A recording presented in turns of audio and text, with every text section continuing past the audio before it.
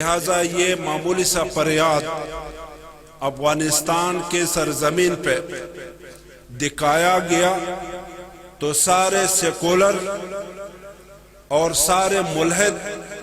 بمائے 44 ممالک 27 نیٹو کے ممالک تھے اور 17 جو ہے وہ نان ناٹو کے ممالک وہ بھاگ گئے افغانستان سے۔ ہم ان قوتوں کو بتانا چاہتے ہیں کہ ہمیں مجبور نہ کیا جائے۔ الحمدللہ الذی اعز الاسلام باولیائہ واتقیائہ وصلحائہ واذل الكفر والکفرة برسلہ وانبیائہ هو الملك الحنان المنان ومنزل القرآن والصلاة والسلام على سيد الإنس والجان إمام المجاهدين وقائدهم وعلى آله وصحبه الذين رفعوا لواء الإسلام على سائر الأديان ففتحوا البلدان متقلد السيوف وحامل القرآن أما بعد فأعوذ بالله من الشيطان الرجيم بسم الله الرحمن الرحيم وكأي من نبي قاتل معه ربيون كثير فما وهنوا لما أصابهم في سبيل الله وما ضعفوا وما استكانوا والله يحب الصابرين وقال الله تبارك وتعالى في مقام آخر ربنا وابعث فيهم رسولا منهم يتلو عليهم آياتك ويعلمهم الكتاب والحكمة ويزكيهم إنك أنت العزيز الحكيم وقال رسول الله صلى الله عليه وسلم اقرأوا القرآن بلحون العرب وقال رسول الله صلى الله عليه وسلم خيركم من تعلم القرآن وعلمه أو كما قال عليه الصلاة والسلام صدق الله وصدق رسوله النبي الكريم ونحن على ذلك من الشاهدين والشاكرين والحمد لله رب العالمين۔ جامعہ اسلامیہ دار القرآن پیر مراد شاہ کالونی سکر کے سالانہ جلسہ دستار بندی میں شریک حضرات علماء کرام، جمعیت علماء اسلام پاکستان کے چوٹی کی قیادت، خصوصاً برادر معظم و مکرم حضرت مولانا عطا الرحمن صاحب امیر جمعیت علماء اسلام صوبہ خیبر پختونخوا،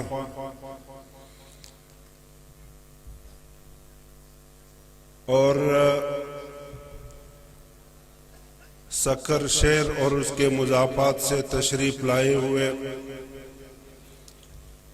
دیندار اور دین دوست مسلمان بھائیوں، میں سب سے پہلے آپ حضرات کے سامنے شہید اسلام حضرت مولانا ڈاکٹر خالد محمود سومرو صاحب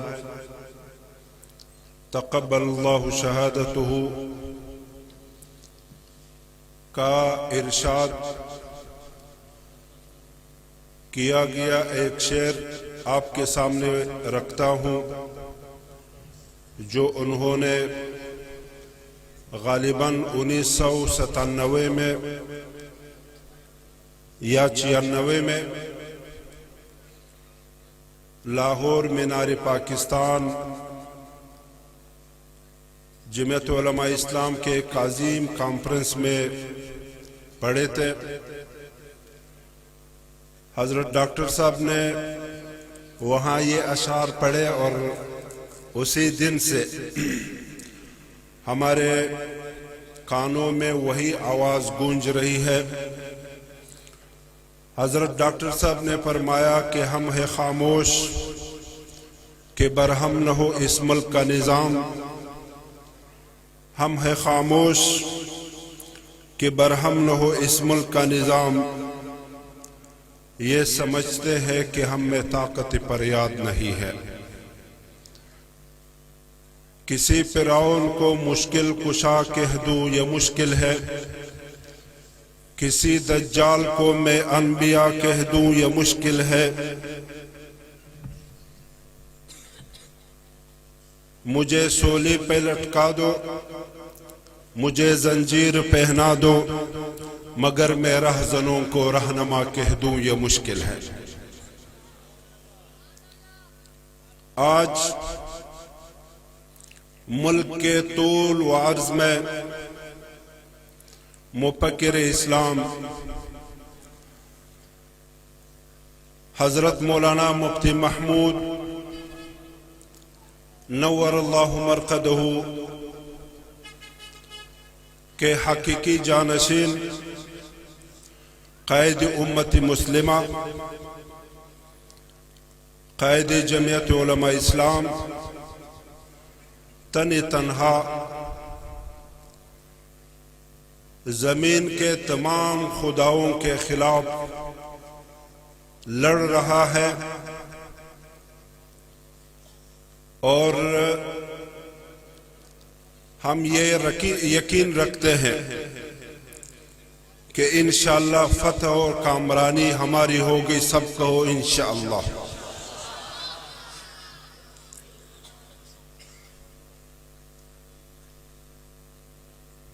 ہم یہ بات آپ حضرات کے توسط سے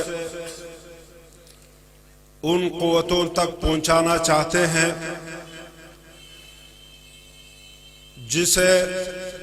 جنہیں سیکولر، روشن خیال یا ملحدانہ سوچ رکھنے والے کہتے ہیں۔ یہ آج کل تقریباً پورے عالمی اسلام کے اوپر یہ فتنہ الحاد اور دہریت کا اور یا سیکولرزم کا یہ فتنہ اجاگر کیا جا رہا ہے، جس کے پیچھے اربوں کے حساب سے ڈالر خرچ کیے جا رہے ہیں۔ دنیا کی آبادی تقریباً اس وقت 8 ارب کے قریب ہے، جس میں 1 ارب تک یعنی 100 کروڑ تک ملحدین بھی ہے۔ یعنی یہ ہر 8 آدمیوں میں سے آج کل دنیا کے صفحے پر ایک ملحد ہے۔ ملحد اس شخص کو کہا جاتا ہے جو اللہ تعالی اور خدا واحد لا شریک کے وجود سے منکر ہو، اور وہ یہ سمجھتے ہیں کہ یہ کائنات خود بخود وجود میں آئی اور ڈارون کے نظریے سے متاثر ہے۔ ہمیں افسوس سے کہنا پڑتا ہے کہ چین، شمالی کوریا، جنوبی کوریا اور جاپان کے بعد ملحدین کے سب سے زیادہ تعداد مشرق وسطیٰ کے عرب ممالک میں اس وقت موجود ہے۔ آپ نے دیکھا کہ عربوں نے کیا سے کیا کچھ نہیں کیا، تفصیل کے لیے وقت درکار ہے، اور یہ تقریباً ان ملحدانہ سوچ اور فکر کی پرچائیاں اور ان کے سائے ابھی پاکستان کے اوپر بھی امڈ آ رہے ہیں۔ پاکستان میں یہی سوچ رکھنے والے چاہتے ہیں کہ مسلمانوں کے اس معاشرے سے دینی مدارس کا قلع کما کیا جائے، لیکن ہم مختصراً اور واشگاف الفاظ میں انہیں بتانا چاہتے ہیں کہ ہم اگر خاموش ہیں تو اس ملک کی بقا اور سالمیت کے خاطر ہم خاموش ہیں، ورنہ ہمیں گر آتا ہے، ہم ہے خاموش کہ برہم نہ ہو اس ملک کا نظام، اور یہ سمجھتے ہیں کہ ان لوگوں میں طاقت فریاد نہیں۔ ہم بتانا چاہتے ہیں کہ افغانستان کے سرزمین پر ہم نے اپنے فریاد کا ایک تھوڑا سا جھلک دکھایا، وہاں بھی سیکولر ذہنیت رکھنے والے لوگ اور ملحدانہ سوچ رکھنے والے لوگ لاکھوں کی تعداد میں بلکہ کروڑوں کی تعداد میں موجود تھے، اور ان کی پشت پر امریکہ سمیت 44 ممالک کھڑے تھے، اور وہ ڈالر کے زور پر دنیا کا ہر وسیلہ اور وسائل ان کے ہاتھ میں بھی تھا، لیکن ہم نے اپنے فریاد سے ایک تھوڑا سا جھلک دکھایا۔ کس کے ذریعے دکھایا؟ پاکستان میں موجود دینی مدارس میں انہی طلباء کی شکل میں جو افغانستان کے مستقل باشندے ہیں، اور حضرت مولانا محمد قاسم نانوتوی رحمہ اللہ، حاجی امداد اللہ مہاجر مکی رحمہ اللہ، اور اسی طرح مولانا مفتی رشید احمد گنگوہی رحمہ اللہ کے شاگرد تھے۔ انہوں نے نہ صرف سیکولر ذہنیت رکھنے والوں کو بگایا، بلکہ ہمیں ابھی تک یاد ہے کہ جب امریکہ افغانستان سے جا رہا تھا تو ہم ظہر سے لے کر رات 11 بجے تک اس انتظار میں تھے کہ وہ آخری سپاہی کب اور کیسے نکلے گا افغانستان سے۔ 11 بجے پوری دنیا نے دیکھا کہ آخری سپاہی امریکہ کا وہ نظریں زمین کے اوپر جما کر نکلے، اور ہمیشہ ہمیشہ کے لیے وہ افغانستان سے رخصت ہوئے۔ تو اس وقت ہمیں ایک منظر یاد آیا تھا، آج سے 3-4 سال پہلے۔ وہ منظر یہ تھا کہ جب روس کو شکست ہوئی افغانستان میں تو میخائیل گورباچوف وہ ٹیلی ویژن کے سکرین پر آئے، اور انہوں نے واشگاف الفاظ میں یہ اعلان کیا کہ مجھے افسوس سے کہنا پڑتا ہے کہ افغان مجاہدین کے سامنے سوویت یونین نے شکست کھا لی۔ لہذا امریکہ کا جو موجودہ صدر ہے ابھی تک تو وہ گومگو کی حالت میں تھے یہ 3-4 سال، لیکن ڈونلڈ ٹرمپ نے واضح اعلان کیا کہ ہمیں آج کے بعد افغانستان کے مسائل میں کوئی عمل دخل نہیں کرنا ہے۔ کسی نے پوچھا کہ آپ افغانوں کے ساتھ لڑ نہیں سکتے؟ انہوں نے کہا نہیں۔ تو پوچھا کہ کیوں؟ آپ تو سپر پاور ہیں۔ انہوں نے کہا کہ اصل میں بات یہ ہے کہ افغانستان کے لوگ موٹر سائیکل پہ لڑتے ہیں، اور موٹر سائیکل جو ہے وہ ریورس گیئر نہیں رکھتا ہے، تو جس طرح وہ موٹر سائیکل کا ریورس گیئر نہیں ہے تو یہ لوگ بھی پیچھے ہٹنا نہیں جانتے ہیں۔ لہٰذا ایسے قوت کے ساتھ ہم کیسے لڑے کہ وہ پیچھے جانا وہ سرے سے جانتے ہی نہ ہو۔ لہٰذا یہ معمولی سا فریاد افغانستان کے سرزمین پہ دکھایا گیا تو سارے سیکولر اور سارے ملحد بمائے 44 ممالک، 27 نیٹو کے ممالک تھے اور 17 جو ہے وہ نان ناٹو کے ممالک، وہ بھاگ گئے افغانستان سے۔ ہم ان قوتوں کو بتانا چاہتے ہیں کہ ہمیں مجبور نہ کیا جائے اور ہمیں کمزور نہ سمجھا جائے۔ حضرت قائد جمعیت کے ساتھ اللہ کے فضل اور کرم سے اس وقت 28,000 دینی مدارس ہے اور اس میں 40 لاکھ طلباء پڑھتے ہیں، تو 40 لاکھ کی بھی ضرورت نہیں پڑے گی آپ کو بگانے کے لیے، صرف 40,000 بھی کافی ہے، بولو انشاءاللہ۔ لہذا میں اس حوالے سے ایک نقطے کی وضاحت کرنا چاہوں گا کہ یہ ملحد لوگ، یہ دہریت کے شکار لوگ بتاتے ہیں،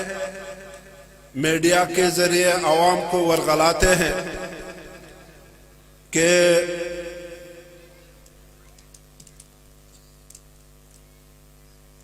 کہ پاکستان کے اجتماعی نظام کو قرآن و سنت کے سانچے میں ڈالنا قائد اعظم کی تعلیمات سے انحراف کے مترادف ہے۔ ہم اسی حوالے سے مختصر سا وضاحت کرنا چاہتے ہیں۔ دینی مدارس کے رجسٹریشن کے حوالے سے جاری موجودہ بحرانی کیفیت کے متعلق چند ایک معروضات آپ کے خدمت میں پیش کریں گے۔ پاکستان کی نظریاتی سرحدوں کو خیالی اور تصوراتی قرار دینے والے دراصل اس حقیقت کو تسلیم کرنے کے لیے تیار نہیں کہ پاکستان اسلامی آئیڈیالوجی کے بنیاد پر معرض وجود میں آیا تھا۔ وہ اس حقیقت کو ٹکرانے کی کوشش کرتے ہیں کہ پاکستان کسی اسلامی آئیڈیالوجی کے بنیاد پر معرض وجود میں آیا ہی نہیں تھے سرے سے۔ جو لوگ اپنی نام و نہاد جمہوریت پسندی، روشن خیالی، وسیع المشربی اور سیکولر سوچ کا ڈنڈورا پیٹتے رہتے ہیں، وہ یہ ثابت کرنے کی کوشش میں بھی مصروف رہتے ہیں کہ پاکستان کے اجتماعی نظام کو قرآن و سنت کے سانچے میں ڈالنا قائد اعظم کی تعلیمات سے انحراف کے مترادف ہے۔ گویا قائد اعظم کی فکر یہ تھی ان کے بقول کہ دین کا ریاست کے امور سے کوئی تعلق نہیں ہونا چاہیے۔ یہاں تک آپ بہتر انداز سے سمجھ گئے ہوں گے کہ وہ لوگ یہ ڈنڈورا پیٹتے ہیں، لیکن سامعین محترم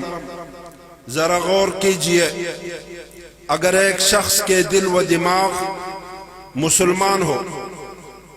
اور اس کے اعمال بھی اسلامی تعلیمات کے تابع ہو تو یہ کیسے ممکن ہے کہ اس کی اجتماعی زندگی اسلام کے مطابق نہ ہو؟ یہ ایک سوال ہے، آپ اپنے ذہن میں رکھیں۔ جو بھی دہری اور ملحد آپ کے ساتھ بیٹھ جائے تو یہ سوال آپ رکھ دیں ان کے سامنے کہ اگر ایک شخص کے دل و دماغ مسلمان ہو اور اس کے اعمال بھی اسلامی تعلیمات کے تابع ہو تو یہ کیسے ممکن ہے کہ اس کی اجتماعی زندگی اسلام کے مطابق نہ ہو؟ پاکستان مسلمانوں کے لیے انفرادی طور پر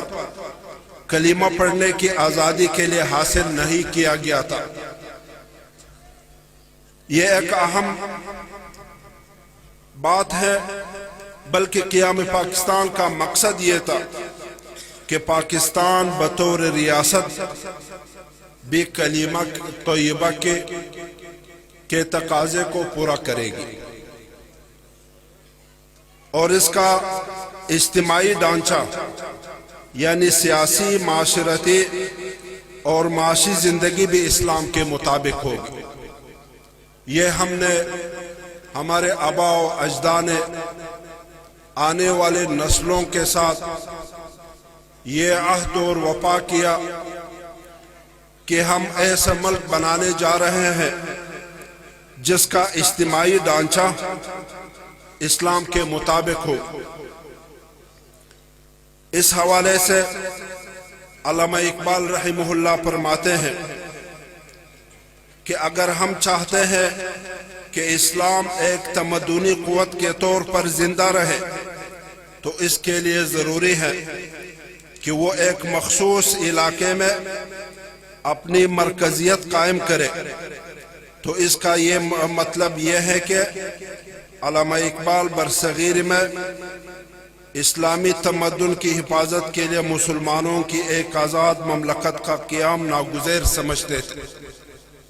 یہ بات ملحوظ رہنی چاہیے کہ علامہ اقبال کے حوالے سے پروپیگنڈا نہ کیا جائے، بلکہ ان کے افکار کو ٹھنڈے دل و دماغ سے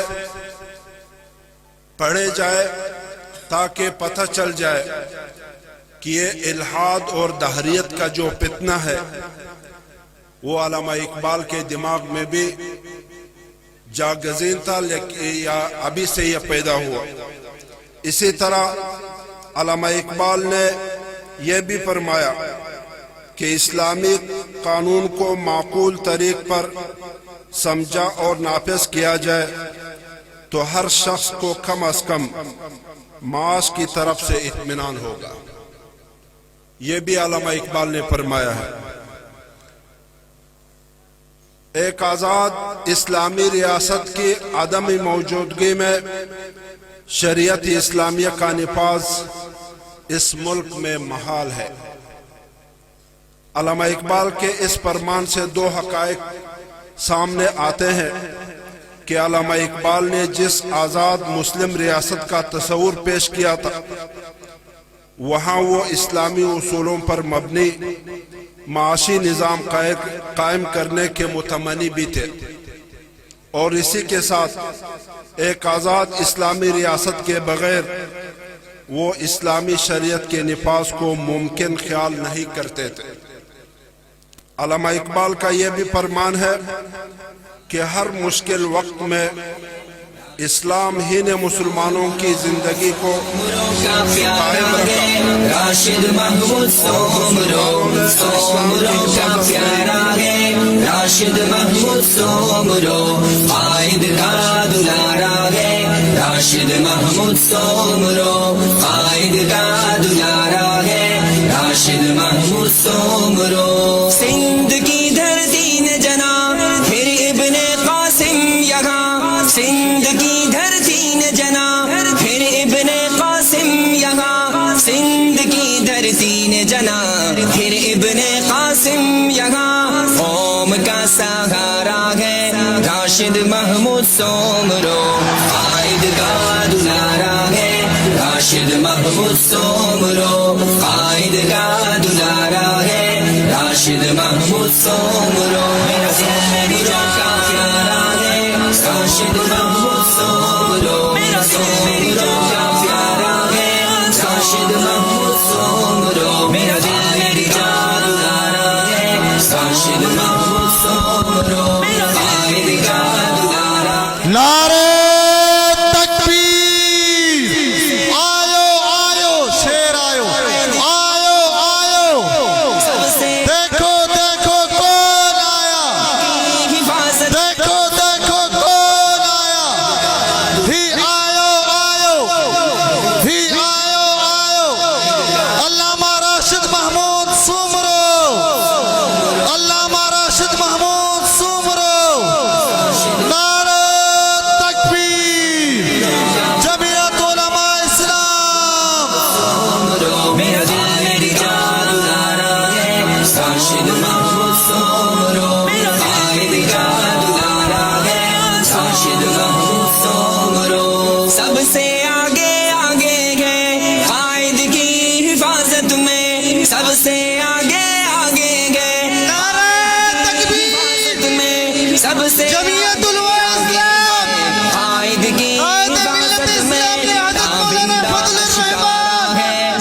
راشد محمود حضرت علامہ راشد خالد محمود سمرو زندہ ہے جمعیت، زندہ ہے جمعیت۔ راشد محمود سومرو کا پیارا ہے، راشد محمود سومرو کا پیارا ہے، راشد محمود سومرو قائد کا دلارا ہے، راشد محمود سومرو قائد کا دلارا ہے، راشد محمود سومرو مفتی کفایت حمداللہ کی طرح کو ہے گرا، مفتی کفایت۔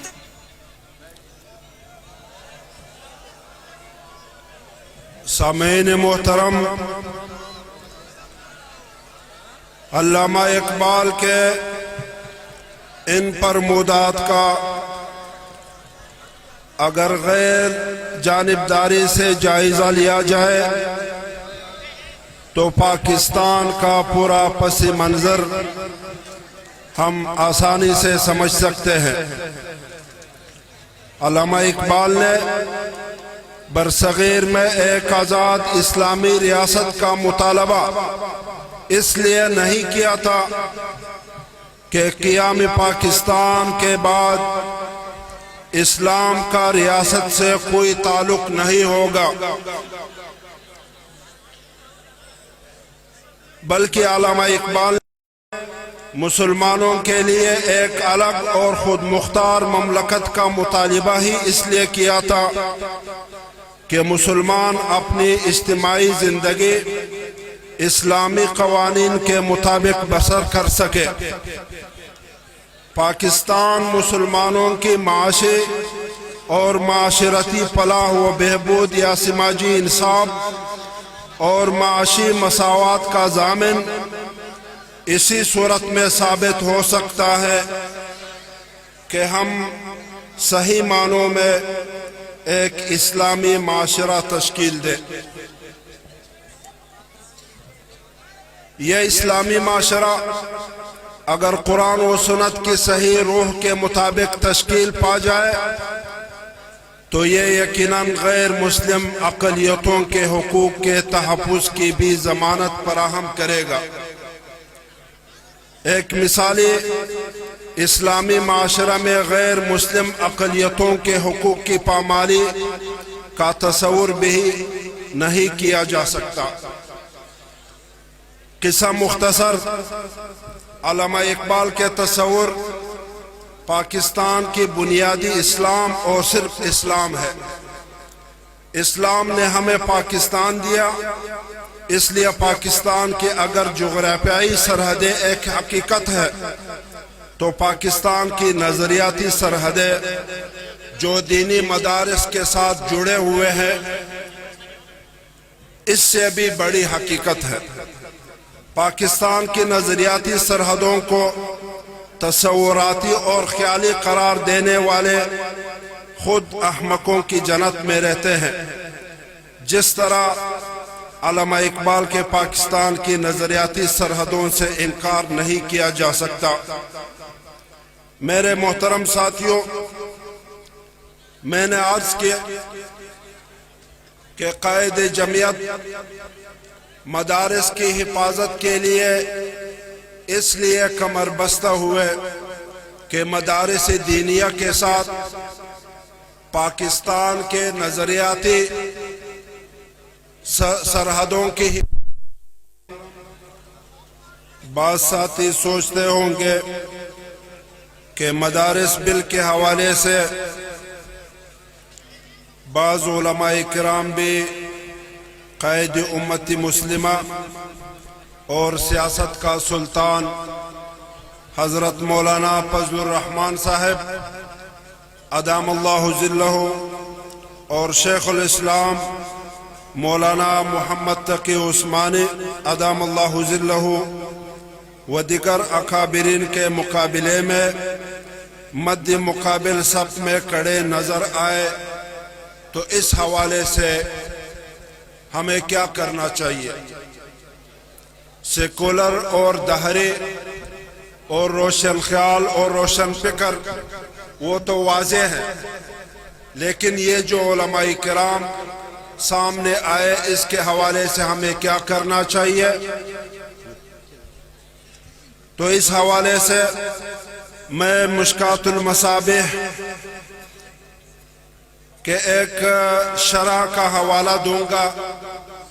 اور یہ ایک اہم بات آپ کے سامنے رکھوں گا تاکہ آپ تذبذب کا شکار نہ رہے۔ لکھا ہے کہ علماء کی 3 قسمیں ہیں: عالم بامر اللہ، عالم باللہ، اور عالم بامر اللہ و باللہ۔ قسم اول یعنی عالم بامر اللہ وہ ہے جو مسائل میں بہت ماہر ہوتے ہیں لیکن مظہر جلال و جمال رب العالمین نہیں ہوتے۔ یہ ایک قسم عالم بامر اللہ ہے۔ قسم دوم وہ ہے کہ احکام جانتے ہو مگر احکام کے مصادر نہیں جانتے ہو، ہاں مظہر جلال و جمال رب العالمین بنے ہو۔ قسم سوم وہ ہے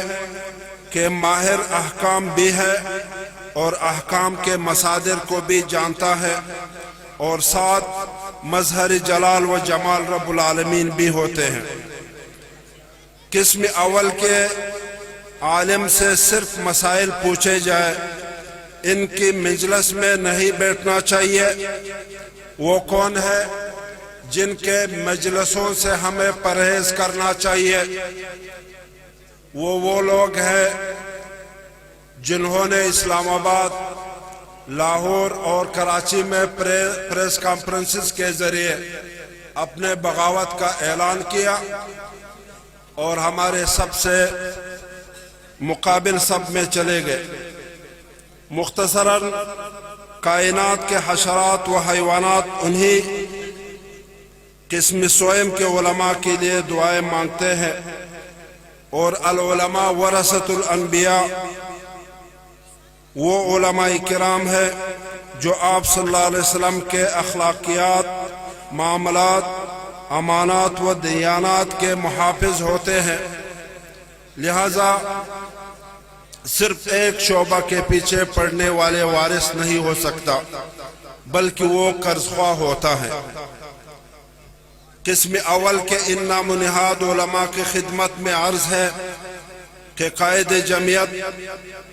فلسطین سمیت کئی بین الاقوامی محاذوں پر دفاع اسلام کے لیے لڑ رہے ہیں۔ اس وقت فلسطین کے در بدر مسلمانوں کے لیے قائد محترم کے خصوصی حکم پر الخیر ٹرسٹ العالمی کے چیئرمین حاجی محمد طاہر انصاری فلسطین میں پانی پیکج،